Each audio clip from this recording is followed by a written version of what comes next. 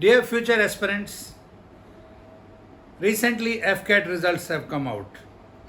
In written test, lot of aspirants they have cleared their exam. Now they are preparing for SSB. But the large number of you who have not been able to clear your written test. Let me tell you, you are not a unique person. It happens with everyone. Sometime or other in life, we may get full success, sometime we get a partial success, and sometime we do not succeed in a desired manner. Don't be disheartened. A thing which has gone is gone. Now let us plan for the future. For planning anything, you are required to carry out a SWOT analysis for yourself. SWOT, S stands for strengths. Like what are your strengths? You may be good at maths, you may be good at science or English or general knowledge. Identify. Then next come weakness. SWOT, S, then W. Weakness means which are your weak areas. You may be very good in maths, but your general knowledge is weak. But you have to clear all parts. So, no strength. You should know your strength, then you should know your weakness, so that you can plan on weakness. A person who do not know his weak areas, how he will plan? It may so happen that he may continue working hard on all topics other than his weaknesses. Then purpose has not been achieved. Then O. O is opportunities. These all exams are opportunities at your age, and it is an opportunity to encash, do best in your strong areas so that you are higher in the merit. And T for threats. What all things can trouble you? There may be your college classes. At the same time, you have to appear for your written test. There may be other commitments also. There may be health constraints. There can be a number of things. Take precaution against those. Take safety precautions against those.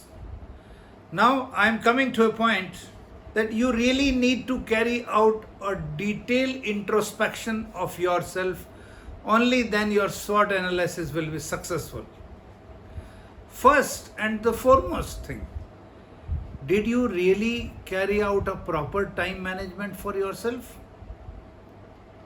That is, did you divide your time for your studies of particular subjects? Did you divide your time into various topics? If you have not carried out, then you are at fault. And even if you have carried out, just see which chapter you have left, where you have not devoted your time.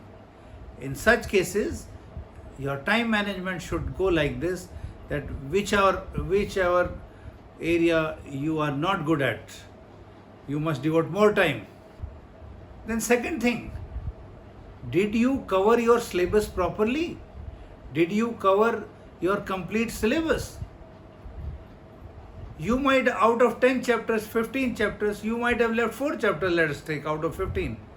And it may so happen that you may get questions out of those 4. It can be just your bad luck.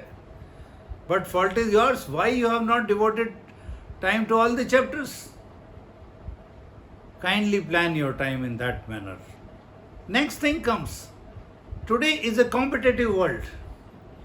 If given 4-5 hours or given, let's say, complete day, anybody will solve all 100% questions correctly.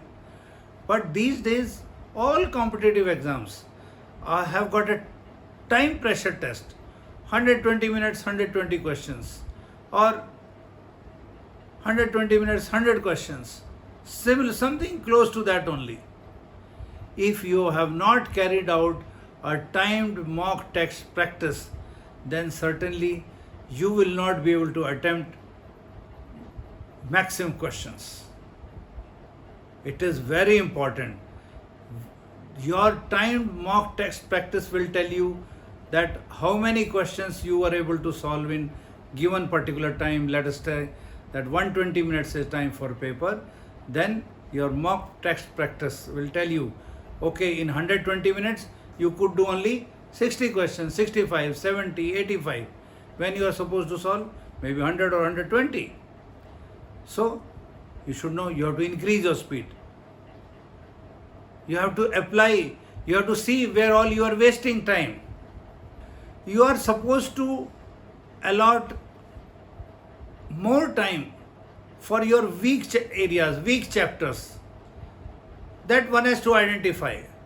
Somebody may be weak in science, somebody may be weak in mathematics, somebody may be weak in GK, GS. So accordingly divide your time and devote your time and be sincere about that, because this is the time where you have to do away with your weaknesses. Another thing is that for any competitive exams, there is a portion of current affairs, GK. It may be hard GK or it may be current affairs, but that is only possible if you are a regular listener to the news, and that too the channel which are meant for the students to update their current affairs. For that, watch national channels, RSTV, LSTV, that is Rajya Sabha TV or Lok Sabha TV, or you must be regular for the BBC News India.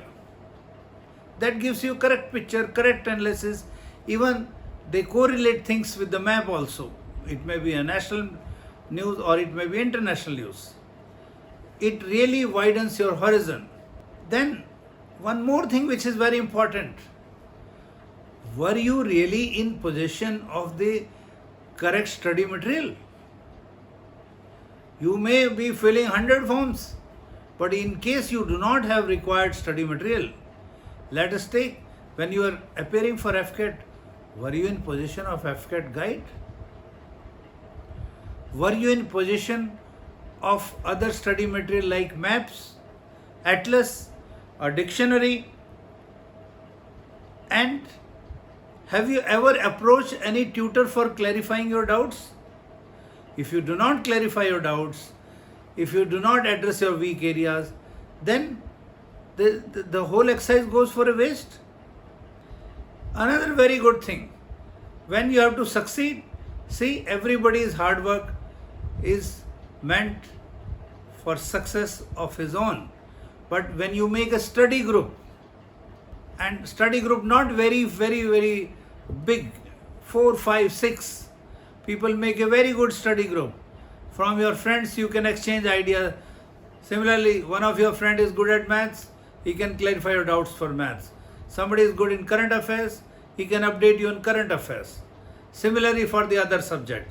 So being a part of study group is also one of the steps towards success. These are some of the points which I want you all to follow, so that in future success says hello to you. I can assure you will be successful.